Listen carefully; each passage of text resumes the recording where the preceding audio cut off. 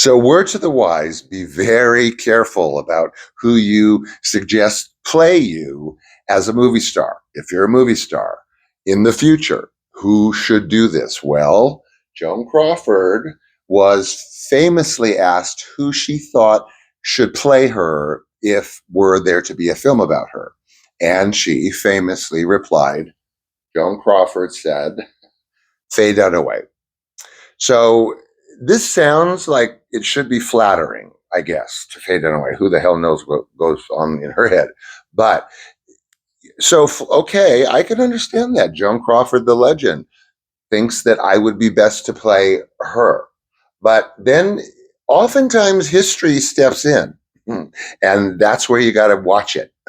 Because in knowing this, Faye knowing this, and perhaps maybe this played into some minute part of why she took the role, or maybe not so minute. They, at that moment, became inextricable.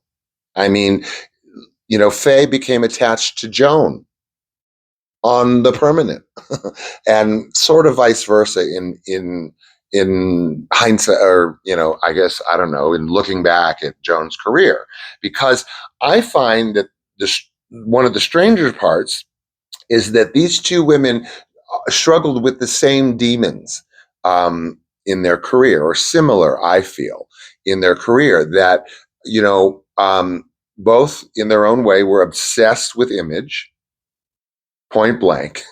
Who's going to argue that one, right? And they were also obsessed with perfection, or the image of perfection. Obsessed. I mean, there's that famous voicemail that Faye Dunaway left for her agent, just completely lambasting him and pumping herself up, puffing herself up. So again, an obsession with image. Doesn't make them twinsies, but they were also both old pros. Okay, now Joan, started with Jesus sandals on film, but Faye was well into it, mid-60s, was already doing movies, and then Bonnie and Clyde hit, and that was it. She was like a megastar.